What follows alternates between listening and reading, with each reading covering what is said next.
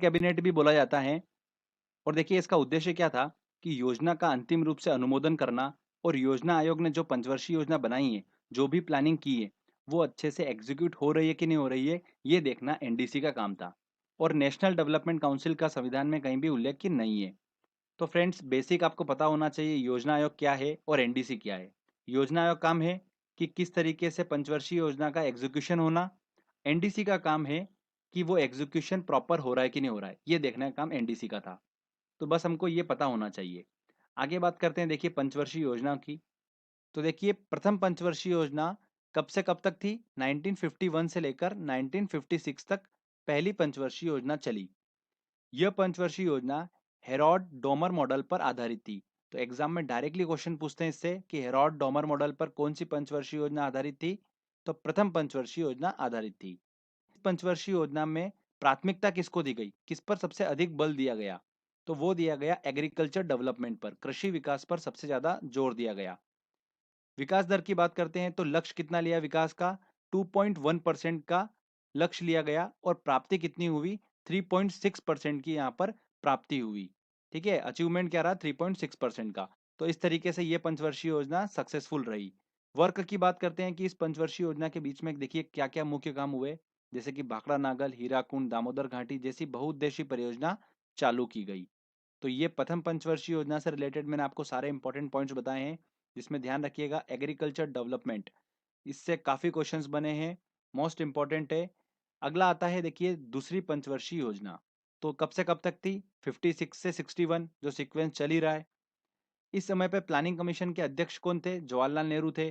प्रथम पंचवर्षीय योजना में भी अध्यक्ष कौन थे? जवाहरलाल नेहरू ही थे। तृतीय पंचवर्षीय योजना तक कौन थे अध्यक्ष? जवाहरलाल नेहरू थे। तो एक दो तीन जो प्लानिंग कमीशन के अध्यक्ष थे वो कौन थे? जवाहरलाल नेहरू थे। तो ध्यान रखिएगा, तीनों में बिल्कुल कंफ्यूजन नहीं होगा आपको। आगे बात करते हैं, यह पंचवर्षीय योजना जो थी किस पर आधारित थी? पीसी महालनोबिस मॉडल पर आधारित थी। इससे भी काफी क्वेश्चंस बने एग्जाम में। यहाँ पर किस चीज पर अधिक जोर दिया गया द्वितीय पंचवर्षीय योजना में? तो यहाँ पर दिया गया इंडस्ट्रियल डेवलपमेंट पर, औद्योगिक विकास पर अधिक जोर दिया गया। ठीक है, भारी उद्योग, औद्योगिक विकास पर ज्यादा जोर दिया गया द्वितीय पंचवर्षीय योजना में। विकास दर देखिए क्या ली गई, लक्ष्य रखा गया 0.5% का। प्राप्ति कितनी हुई? 4.2% यहाँ पर प्राप्ति हुई। तो देखा जाए तो उतनी सक्सेसफुल नहीं रही ये वाली द्वितीय पंचवर्षीय योजना। बात करते हैं कि द्वितीय पंचवर्षीय योजना के बीच में देखिए कार्य कौन कौन से हुए। राउरकेला, भिलाई, दुर्गापुर इस्पात संयंत्र की स्थापना हुई। भारत सहायता क्लब की स्थापना भी इसी पंचवर्षीय योजना के बीच में हुई। ओके, तो ये दूसरी पंचवर्षीय योजना से रिलेटेड इंपॉर्टेंट पॉइंट्स बताया आपको मैंने। इसमें देखिए औद्योगिक विकास मोस्ट इंपॉर्टेंट है, ध्यान रखिएगा। पूछा जाता है कि द्वितीय पंचवर्षीय योजना में किस पर अधिक जोर दिया गया, किस पर अधिक बल दिया गया था? तो औद्योगिक विकास पर। अब देखिए हम बात करते हैं तीसरी पंचवर्षीय योजना की। ये भी काफी इंपॉर्टेंट है। तीसरी पंचवर्षीय योजना कब से कब तक थी? 1961 से लेकर 1966 तक चली तृतीय पंचवर्षीय योजना। इस समय प्लानिंग कमीशन के जो अध्यक्ष थे वो कौन थे? जवाहरलाल नेहरू थे, क्योंकि जो भारत के प्रधानमंत्री थे कौन थे? जवाहरलाल नेहरू। अब देखिए प्राथमिकता, मतलब तृतीय पंचवर्षीय योजना में किस पर सबसे अधिक बल दिया गया? तो दिया गया आत्मनिर्भरता, कृषि एवं उद्योगों पर बल दिया गया, एग्रीकल्चर एवं इंडस्ट्रियल डेवलपमेंट पर। अब देखिए एग्जाम में ये क्वेश्चन पूछा जाता है कि तृतीय पंचवर्षीय योजना में सबसे अधिक किस चीज पर बल दिया गया? अब मैंने आपको बताया आत्मनिर्भरता, कृषि, उद्योग। तो इनमें सबसे ज्यादा जो बल दिया गया था वो दिया गया था कृषि पर। ठीक है, क्यों दिया गया था ये आगे आपको बताता हूं मैं। विकास दर जो थी, देखिए उसका लक्ष्य लिया गया 5.6%, पर जो प्राप्ति हुई वो हुई 2.8%। तो तृतीय पंचवर्षीय योजना जो थी बिल्कुल अनसक्सेसफुल रही। इसका कारण भी काफी थे, देखिए बताता हूं आपको मैं। 1962 में भारत चीन युद्ध हुआ, 1965 में भारत पाक युद्ध हुआ, 1966 में सूखा हो गया। इस वजह से क्या हुआ, तृतीय पंचवर्षीय योजना जो थी अपने टारगेट तक नहीं पहुंच पाई। इसमें देखिए क्या क्या काम हुआ था। हरित क्रांति की शुरुआत जो हुई थी वो इसी पंचवर्षीय योजना में हुई थी। मोस्ट इंपॉर्टेंट है, देखिए एग्जाम में पूछा जाता है कि तृतीय पंचवर्षीय योजना में सबसे ज्यादा बल किस चीज पर दिया गया था? तो कृषि पर दिया गया था। ओके, अब देखिए दोस्तों यहाँ पर क्या हुआ कि भारत की इकोनॉमी जो थी वो एकदम से डगमगा गई। कि देखिए टारगेट लिया गया 5.6% और प्राप्ति हुई सिर्फ 2.8% की। मतलब विकास दर जो थी वो एकदम से गिर गई। और कारण भी था भारत चीनी युद्ध, भारत पाक युद्ध और सूखा पड़ जाने की वजह से। तो फिर क्या किया गया, जो पंचवर्षीय योजना थी यहाँ पर रोक दी गई और वार्षिक योजनाएं चलाई गई। 1966 से लेकर 1969 तक 3 वर्षों के लिए वार्षिक योजनाएं चलाई गई। इस समय को क्या बोला जाता है? योजना अवकाश भी बोला जाता है। तो ऐसे पूरी जर्नी में देखिए मैं आपको 3 योजना अवकाश के बारे में बताऊंगा। पहला आपको बता चुका हूँ 1966 से लेकर 1969 तक। तो यहाँ इन 3 वर्षों में वार्षिक योजनाएं चलाई गई थी। उसके बाद में चौथी पंचवर्षीय योजना आई। कब से कब तक? 1969 से लेकर 1973 तक चली थी चौथी पंचवर्षीय योजना। और इस पंचवर्षीय योजना के समय देखिए प्लानिंग कमीशन के जो अध्यक्ष थे वो कौन थी? इंदिरा गांधी थी। ठीक है, क्योंकि इंदिरा गांधी यहाँ पर भारत की प्रधानमंत्री थी। प्राथमिकता देखिए सबसे अधिक बल किस चीज पर दिया गया था? स्थिरता के साथ आत्मनिर्भरता पर बल दिया गया। कृषि तथा सिंचाई को भी यहाँ पर अधिक महत्व दिया गया था। इस योजना का जो प्रारूप था वो योजना आयोग के उपाध्यक्ष डी आर गॉडगिल ने तैयार किया था। किसने? डी आर गॉडगिल ने। विकास दर देखिए यहाँ पर जो लक्ष्य लिया गया 5.7% का, और प्राप्ति कितनी हुई? 3.4% हुई थी। अब देखिए चौथी पंचवर्षीय योजना के बीच में क्या क्या काम हुए? 14 बैंकों का राष्ट्रीयकरण हुआ, इसरो की स्थापना हुई। तो देखिए हमने बात करी चौथी पंचवर्षीय योजना में जो विकास दर थी उसका लक्ष्य लिया गया 5.7%, और प्राप्ति कितनी हुई? 3.4% की प्राप्ति हुई। मतलब चौथी पंचवर्षीय योजना अनसक्सेसफुल रही। अनसक्सेसफुल रहने के बाद भी इसी पंचवर्षीय योजना में भारत की कृषि वृद्धि दर जो थी वो सर्वाधिक रही थी। तो अगर हम 12 पंचवर्षीय योजना की बात कर लें, इन 12 पंचवर्षीय योजना में अगर हम बात करें सिर्फ कृषि वृद्धि दर की, तो सर्वाधिक कृषि वृद्धि दर जो थी वो चौथी पंचवर्षीय योजना में रही थी। ओके, तो इससे भी एग्जाम में क्वेश्चन बना है, ध्यान रखिएगा कि 12 पंचवर्षीय योजना में सबसे ज्यादा कृषि वृद्धि दर जो थी वो चौथी पंचवर्षीय योजना में रही थी। ठीक है, ओके फ्रेंड्स, तो ये चौथी पंचवर्षीय योजना के बारे में आपको मैंने बताया। चलिए अब बात करते हैं हम पांचवी पंचवर्षीय योजना के बारे में। मोस्ट इंपॉर्टेंट है, इससे भी अभी देखिए लास्ट ईयर एग्जाम में एसएससी में क्वेश्चंस बना था। पांचवी पंचवर्षीय योजना कब से कब तक रही? 1974 से 1978 तक चली थी। मतलब समय से पहले ही खत्म हो गई थी। तो क्यों हो गई थी ये मैं आगे बताता हूँ आपको। प्राथमिकता क्या थी? यहाँ पर सबसे अधिक बल किस चीज पर दिया गया था? तो गरीबी उन्मूलन, गरीबी निवारण, पॉवर्टी रिडक्शन पर सबसे ज्यादा बल दिया गया था। आत्मनिर्भरता पर भी यहाँ पर बल दिया गया था। तो ध्यान रखिएगा गरीबी हटाओ का नारा सबसे पहले किस पंचवर्षीय योजना में दिया गया? तो पांचवी पंचवर्षीय योजना में दिया गया था। गरीबी हटाओ का नारा सबसे पहले पांचवी पंचवर्षीय योजना में दिया गया था। एसएससी 2015-16 का क्वेश्चन है ये, तो ध्यान रखिएगा। इस योजना में पहली बार गरीबी एवं बेरोजगारी पर सबसे ज्यादा ध्यान दिया गया था।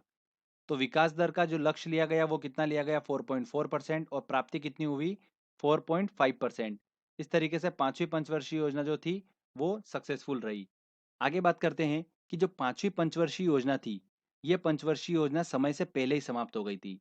क्यों हो गई थी? देखिए 4 वर्षों तक तो इंदिरा गांधी की सरकार चली थी, उसके बाद में री इलेक्शन हुए। री इलेक्शन के फलस्वरूप क्या हुआ? मोरारजी देसाई के नेतृत्व वाली जनता पार्टी आ गई। इस वजह से यह योजना समय से पहले ही समाप्त हो गई थी। अब देखिए जो जनता पार्टी आई थी उसने क्या करा था, एक काम करा था, वो एग्जाम में काफी पूछा जाता है। मिडल ने पिछड़े देशों के लिए एक प्लान दिया था, रोलिंग प्लान। इसे 1978 मोरारजी देसाई के नेतृत्व वाली जनता पार्टी ने एक्सेप्ट करा था। किसको? इस रोलिंग प्लान को। तो ये एग्जाम में क्वेश्चंस पूछा जाता है कि सबसे पहले रोलिंग प्लान किस पार्टी ने एक्सेप्ट करा था? तो जनता पार्टी ने। अब देखिए इस पंचवर्षीय योजना के अंतर्गत कौन कौन से कार्य हुए? राष्ट्रीय कृषि और ग्रामीण विकास बैंक नाबार्ड की स्थापना हुई। 1975 में एक योजना टीपीपी 20 पॉइंट प्रोग्राम गरीबी हटाओ अभियान भी चलाया गया। तो फ्रेंड्स ये हमको ध्यान रखना है, ये पांचवी पंचवर्षीय योजना से रिलेटेड काफी इंपॉर्टेंट पॉइंट्स मैंने आपको बताए हैं। आगे बात करते हैं देखिए कि इस पंचवर्षीय योजना के बाद में आया योजना अवकाश। तो ये दूसरा योजना अवकाश आया 1979 से लेकर 80 तक। ठीक है, इससे पहले आपको बता चुका हूं मैं 1966 से लेकर 69। एक और आया अब यहाँ पर 1979 से 80। तो ये दूसरा योजना अवकाश था। छठी पंचवर्षीय योजना की बात करते हैं तो 1 अप्रैल 1980 से लेकर 31 मार्च 1985 तक छठी पंचवर्षीय योजना चली। इस समय जो प्लानिंग कमीशन की अध्यक्ष थी वो कौन थी? इंदिरा गांधी थी। प्राथमिकता की बात करते हैं, सबसे अधिक बल किस पर दिया गया? तो गरीबी निवारण, आर्थिक विकास, आधुनिकरण एवं आत्मनिर्भरता मुख्य उद्देश्य था छठी पंचवर्षीय योजना का। विकास दर की बात करते हैं तो लक्ष्य लिया 5.2% का, प्राप्ति कितनी हुई थी? 5.7% की यहाँ पर प्राप्ति देखी गई। छठी पंचवर्षीय योजना के अंतर्गत जो वर्क हुए थे देखिए वो क्या क्या हुए?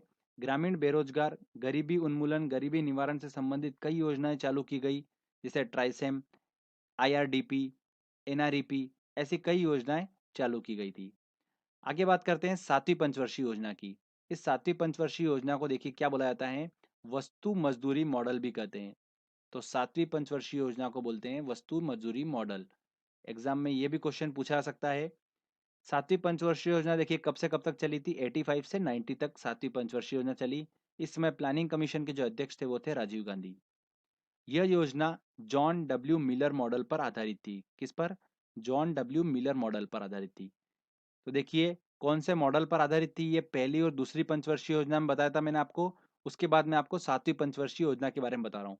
तो जितना बता रहा हूँ बस आपको उतना ही ध्यान रखना है। प्राथमिकता की बात करते हैं, सबसे अधिक बल इस पंचवर्षीय योजना में किस पर दिया गया? तो रोजगार, शिक्षा, जन स्वास्थ्य पर सबसे अधिक बल दिया गया था। भोजन, काम और उत्पादन का नारा इसी पंचवर्षीय योजना में दिया गया था। विकास दर की बात करते हैं तो लक्ष्य लिया गया 5%, प्राप्ति हुई 6% की। तो बिल्कुल सक्सेसफुल पंचवर्षीय योजना रही ये वाली। इसमें देखिए वर्क कौन कौन से हुए। गरीबी की माप सबसे पहले इसी पंचवर्षीय योजना में हुई थी। और देखिए इसकी जो माप करी थी वो किस समिति ने करी थी? लक्कड़वाल समिति ने इसकी माप करी थी। जवाहर रोजगार योजना भी इसी पंचवर्षीय योजना के अंतर्गत चालू हुई थी। तो फ्रेंड्स, ये सातवीं पंचवर्षीय योजना के बारे में बताया मैंने। इसके बाद आता है 90 से 91 और 91 से 92 वार्षिक योजनाएं चलाई गई थी। तो ये आ गया तीसरा योजना अवकाश। ओके। तो पहला योजना अवकाश 1966 से लेकर 1969, दूसरा योजना अवकाश 1979 से 80 और तीसरा योजना अवकाश 90 से 91, 91 से 92 वार्षिक योजनाएं चलाई गई थी। तो दोस्तों ये तीनों योजना अवकाश आपको दिमाग में रखना है, एग्जाम में क्वेश्चन इन्हीं से पूछा जाता है। इसके बाद आई आठवीं पंचवर्षीय योजना, जो चली 1992 से लेकर 1997 तक चली थी। इस समय जो प्लानिंग कमीशन के अध्यक्ष थे वो कौन थे? पीवी नरसिम्हा राव थे, क्योंकि इस समय पर जो प्रधानमंत्री थे वो कौन थे? पीवी नरसिम्हा राव। प्राथमिकता देखिए यहाँ पर सबसे अधिक बल किस चीज पर दिया गया था? रोजगार वृद्धि, आधुनिकरण एवं आत्मनिर्भरता मुख्य उद्देश्य था। विकास दर की बात करते हैं तो लक्ष्य लिया गया था 5.6% का और प्राप्ति कितनी हुई थी? 6.8% की हुई थी। तो आठवीं पंचवर्षीय योजना भी बिल्कुल सक्सेसफुल पंचवर्षीय योजना रही। देखिए आठवीं पंचवर्षीय योजना में क्या क्या काम हुआ? प्रधानमंत्री रोजगार योजना की शुरुआत हुई। एलपीजी सिस्टम अस्तित्व में आया था। लिबरलाइजेशन, प्राइवेटाइजेशन और ग्लोबलाइजेशन, उदारीकरण, निजीकरण और वैश्वीकरण। अब ये क्या होता है, मैं आपको देखो शॉर्ट में बता देता हूँ। लिबरलाइजेशन का मतलब ये होता है कि निवेश और व्यापार के रिस्ट्रिक्शन को खत्म कर दिया गया, कि विदाउट लाइसेंस आप अच्छे से बिजनेस कर सकते हैं। प्राइवेटाइजेशन में देखिए क्या हुआ, इकोनॉमी के कंट्रोल को शिफ्ट किया गया गवर्नमेंट टू प्राइवेट कंपनी की तरफ।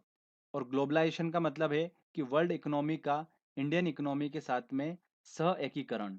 तो इस तरीके से एलपीजी सिस्टम अस्तित्व में आया था आठवीं पंचवर्षीय योजना में। ओके। हम बात करते हैं अगला अब नवीं पंचवर्षीय योजना की।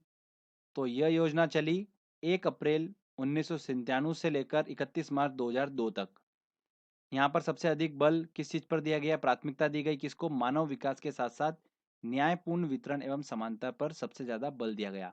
तो ये टेक डायरेक्टली एग्जाम में पूछते हैं कि न्यायपूर्ण वितरण एवं समानता पर बल सबसे ज्यादा किस पंचवर्षीय योजना में दिया गया? तो नवीं पंचवर्षीय योजना में दिया गया। विकास दर यहाँ पर देखिए लक्ष्य लिया गया 6.5% का, प्राप्ति कितनी हुई? 5.5% की। अनसक्सेसफुल रही है पंचवर्षीय योजना, किस कारण से? अंतर्राष्ट्रीय मंदी के कारण से। आगे बात करते हैं 10वीं पंचवर्षीय योजना की। तो 2002 से लेकर 2007 तक चली थी। यहाँ पर सबसे अधिक बल किस चीज पर दिया गया था? गरीबी और बेरोजगारी को समाप्त करना, अगले 10 वर्षों में प्रति व्यक्ति आय को दुगना करना यहाँ पर लक्ष्य लिया गया। विकास दर जो थी वो लक्ष्य लिया गया 8% का और प्राप्ति हुई 7.7%। मतलब काफी हद तक उसके पास पहुंच ही गए थे।